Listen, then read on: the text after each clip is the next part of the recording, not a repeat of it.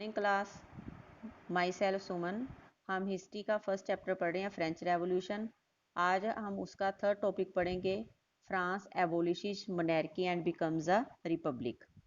The situation in France continue to be tense during the following years. Although Louis XVI had signed the constitution, he entered into secret negotiation with the king of Prussia.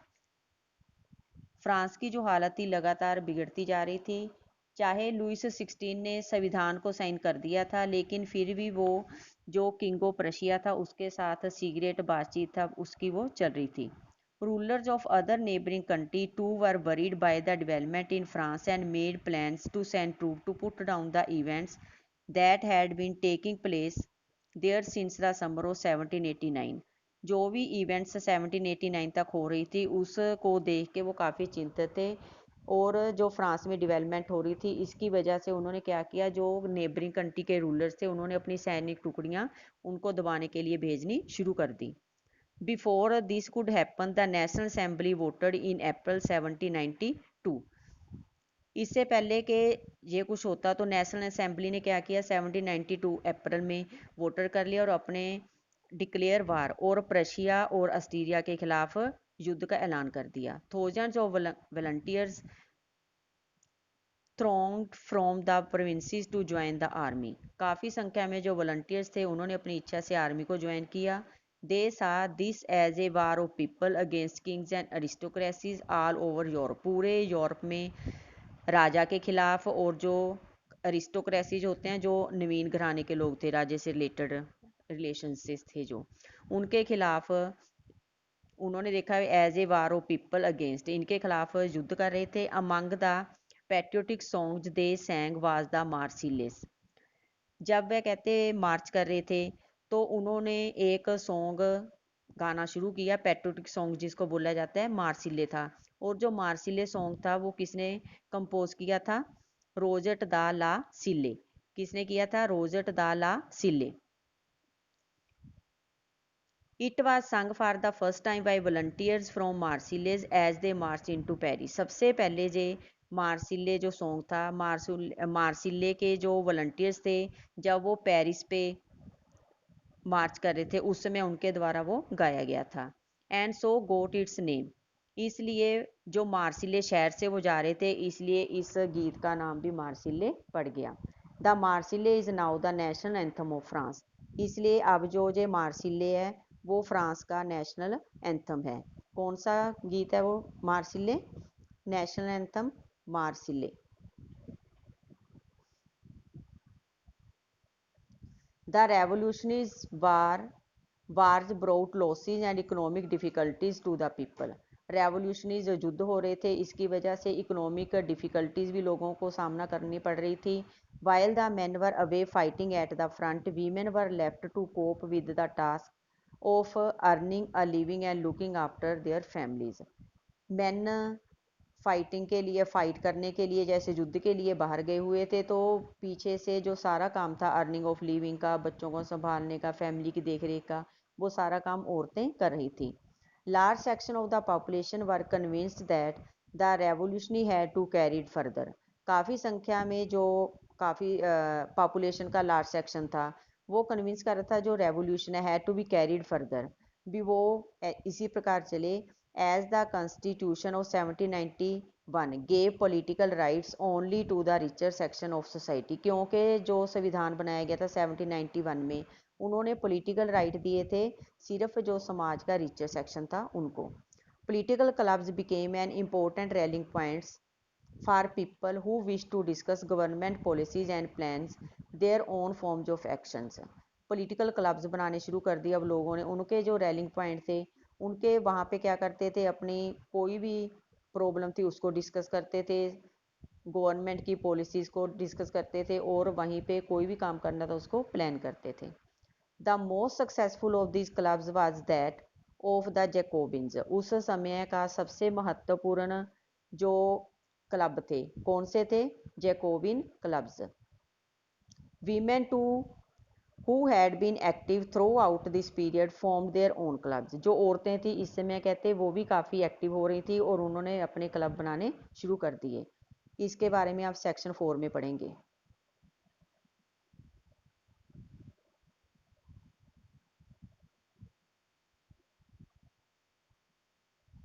The member of Jacobin club belonged mainly to the less prosper section of society. Jacobin club के member आमतौर पे less प्रोस्पर्स, जो less खुशहाल section था society का, उसके थे। They include small shopkeeper, उसमें से कौन कौन से थे ज़्यादातर? Small shopkeepers, artisans, shoe makers, pastry makers, watch makers, printers, daily wages workers. सारे जो ए वाले थे, डेली वेजेस वर्कर थे, सर्वेंट्स थे, वॉच मेकर थे, वो सारे किसके मेंबर थे? जैकोबिन क्लब्स के। देयर लीडर वाज, उनका जो लीडर था वो था Maximilien Robespierre. A large group among the Jacobin decided to start wearing long stripe trouser similar to those worn by dock workers. जो डॉक वर्कर पहनते थे उनकी जो यूनिफॉर्म थी उसी प्रकार इन्होंने भी सोची भी हम भी एक यूनिफॉर्म रखेंगे, जैसे इस पिक्चर में दिखाया गया भी, जो एक व्यक्ति ने इसने स्ट्राइप मतलब कि लाइनें होती थी पैंट में, ऐसी उन्होंने एक यूनिफॉर्म बनाई। This was to set them self apart from the fashionable section of society. ये कहते एक फैशनेबल सोसाइटी का एक सेक्शन था, स्पेशली जो नोबल्स लोग थे, उन्होंने ऐसा सोचा कि वो नी ब्रीचेज हैं वो पहनेंगे एक ड्रेस के तौर पे। कॉन्वेंट, इसमें एक वर्ड आया था जिसका मीनिंग है building belonging to a community devoted to a religious life. एक जो धर्म से रिलेटेड जगह होती थी, जो आमतौर पे चर्च के रिलेटेड होती, इसको कॉन्वेंट बोला जाता था। It was a way of proclaiming the end of power yielded by the wearers of new breeches. जो न्यू ब्रीचेस वाले आने के पास पावर थी, यही एक रास्ता था उनसे पावर लेने का। The Jacobins came to be known as the sans culottes. जो जे जैकोबिन्स से उनको क्या बोला जाता था? सेंस क्ल्यूटिस बोला जाता था। लिटरली मीनिंग, जो इसका मीनिंग था लिटरली, उसका मीनिंग क्या था? Those without knee beaches. जो कहते विदाउट नी बीचीज थे उनको क्या बोला जाता था? San क्ल्यूटस। Culottes man wore in addition the red cap that symbolise liberty. और साथ में ये क्या है, एक रेड कैप पहनते थे और जिसका अर्थ क्या होता था? Liberty.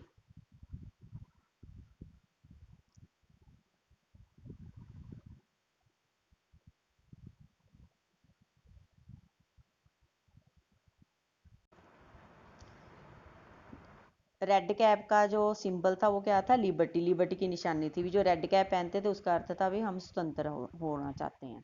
Women however were not allowed to do so, लेकिन जो औरतें थी उनको ऐसा करना अलाउ नहीं था, आज्ञा नहीं थी उनको। In the summer of 1792 the Jacobins planned an insurrections or a large number of partisans who were angered by the short supplies and high prices of food। गर्मियों में 1792 में जैकोबिन्स ने क्या प्लान किया? एक बगावत शुरू कर दी। किसके खिलाफ? पार्सियंस के खिलाफ। क्योंकि कहते उस समय क्या थी, क्या कारण था क्यों गुस्से थे लोग? क्योंकि जो फूड थे हाई प्राइसेस हो रहे थे और उनकी कमी भी थी।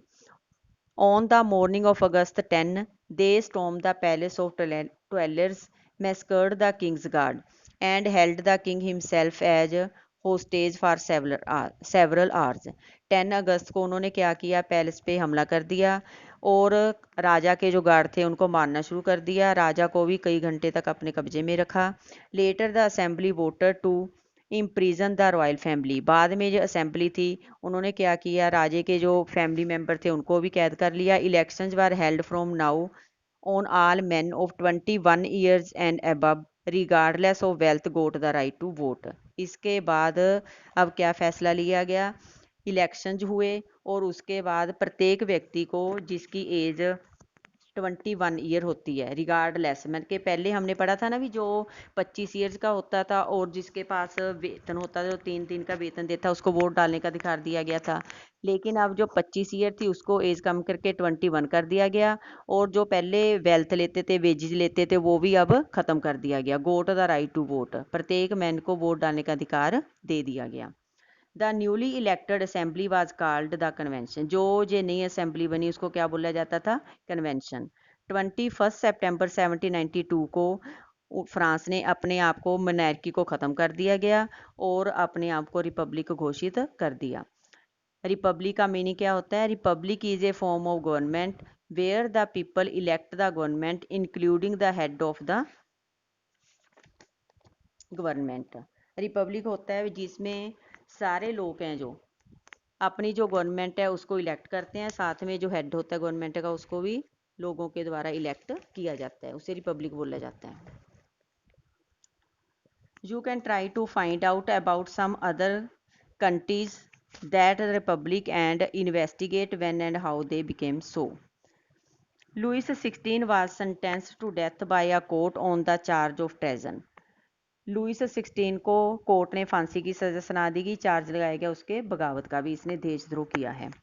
ऑन 21 जनवरी 1793 को जो राजा था उसको कहते हैं पब्लिक प्लेस के बीच में कॉनकॉर्ड जगह पे उसको फांसी लगा दी गई। उसके साथ जो उसकी क्वीन थी उसके साथ भी ऐसा ही हुआ कुछ देर बाद। नेक्स्ट टॉपिक है द रीन ऑफ टेरर, आतंक का राज। जो ये पीरियड है रीन ऑफ टेरर वो समय कौन सा है, 1793 से लेके 1794 का। 1793 और 94 के समय को क्या बोला जाता है, reign of terror. Robespierre followed a policy of severe control and punishment. अब जो सारी पावर थी रोसेपायरे के पास आ चुकी थी, अब उसने कौन सी नीति अपनाई, कंट्रोल करने के लिए काफ़ी कठोर नीति अपनाई। जो उसका साथ नहीं देता था, उसका हुक्म नहीं मानता था, उसे पनिशमेंट देता था। All those whom he saw as being enemies of the republic, ex-nobles and clergies, members of other political parties, even members of his own party who did not agree with his methods, were arrested, imprisoned and then tried by a revolutionary tribunal. वो सभी के साथ क्या करता था, उसको अपना दुश्मन समझता था, चाहे वो एक्स नोबल थे, क्लर्जी थे, पॉलिटिकल पार्टीज़ के मेंबर थे, चाहे वो उसकी अपनी पार्टी के मेंबर थे, जो भी उसके हुक्म को नहीं मानता था, उसके साथ एग्री नहीं होता था, उनको एक ही मेथड लेता था, सभी के साथ अरेस्ट करता था, इम्प्रिजन करता था और उसको ट्रिब्यूनल के पास जाकर क्या कर जाता था, उसको मार देता था। If the court found them guilty they were guillotined. उसको फिर क्या करता था, कहते अगर कोर्ट उसके खिलाफ उसको मानती थी वो गिल्टी है, दोषी है, तो उसको वो सज़ा देता था। एक जंतर था उसके पास जिसको बोला जाता था गल्ट्यून्ड। गल्ट्यून्ड एक ऐसा जंतर था जिसके साथ जो व्यक्ति था जो जिसको सज़ा देनी होती तो उसका सिर था वो धड़ से अलग कर देता था, सिर काटने वाला जंतर बोला जाता था उसे। The guillotine is a device consisting of two poles. जो गलट्योन था वो क्या था, इसके दो पोल थे, एक ब्लेड था, with which a person is be headed, जिसके बीच में जो व्यक्ति था जिसको पनिश करना होता था उसका जो सिर था वो वहाँ पे डाल दिया जाता था। It was named after doctor Guillotin who invented it. इस जंतर का नाम डॉक्टर गलट्योन के नाम पे पड़ा था जिसने इनकी खोज की थी। Robespierre's government issued laws placing a maximum ceiling on wages and prices. Robespierre की जो सरकार थी उसी ने कहते हैं कि मैक्सिमम सीलिंग ऑन वेजेज, एक प्रकार का जो वेजेज और प्राइजेज एक पूरी तरह से उसके ऊपर कंट्रोल रखा और नए कानून थे जो इशू किए। Meat and bread were rationed, इसका भी एक ही मेथड रखा उसने। Peasants were force to transport their grains to the cities and sell it at the price fixed by the government. Peasants को मजबूर किया जाता था कि आप अपना जो ग्रेन है वो शहर में जाकर बेचें, जो सरकार के द्वारा कीमत तय की गई है उसी कीमत पे। The use of more expensive white flour was forbidden. All citizen were required to eat the pain de egalite, equality bread जिसे बोला जाता है, a loaf made of whole wheat. सभी को कहते हैं एक प्रकार की जो एक्सपेंसिव व्हीट थी, आटा था, उसको अब मना कर दिया गया। उसके इक्वलिटी ब्रेड ला दी भी, सभी ने एक जैसा जो खाना है वो खाना है। Citizen were required to eat the pain, equality bread जिसे बोला जाता है, the egalite, a loaf made of whole meat, जो कि एक प्रकार की जो व्हीट थी इसकी बनती थी। Equality was also sought to be practised through forms of speeches and addresses. Equality का उसने मेथड अपनाया, इक्वलिटी प्रैक्टिस उसने सभी जगह इक्वलिटी रखी, थ्रू फॉर्म्स ऑफ स्पीचीज, अपनी स्पीचीज के जरिए, एड्रेसेस के जरिए। इंस्टेड ऑफ द ट्रेडिशनल मंस्योर, जो कहते जो ट्रेडिशनल वर्ड थे उसकी जगह उसने एक ही वर्ड सभी के लिए यूज़ करना शुरू कर दिया। जैसे पहले मैंस्योर यूज़ किया था, सर यूज़ किया, मैडेम मैडम यूज़ किया, all French man and women were henceforth citoyen, सभी के लिए एक वर्ड यूज किया उसने, सिट्योन के लिए citizen. Churches were shut down and their buildings converted into barracks और ऑफिसेज, चर्च को अब बंद कर दिया गया और उसकी जगह पे जो आर्मी के ऑफिसर्स थे उनके रहने के लिए जगह बना दी गई। Robespierre pursued his policy so relentlessly that even his supporter began to demand moderation, Robespierre लगातार अपनी नीतियों को मनाते जा रहा था, लेकिन जो उसके सपोर्टर थे अब डिमांड चाहते थे मॉडरेशन की। Finally he was convicted by a court in July 1794, इसको भी 1794 को क्या हुआ, इसको दोषी करार दे दिया गया, अरेस्ट कर लिया गया। And on the next day sent to the guillotine, और इसको भी उसके साथ ही सजा दी गई जिस जंतर के साथ वे दूसरे लोगों को देता था, इसका हाल भी वही हुआ। Thank you.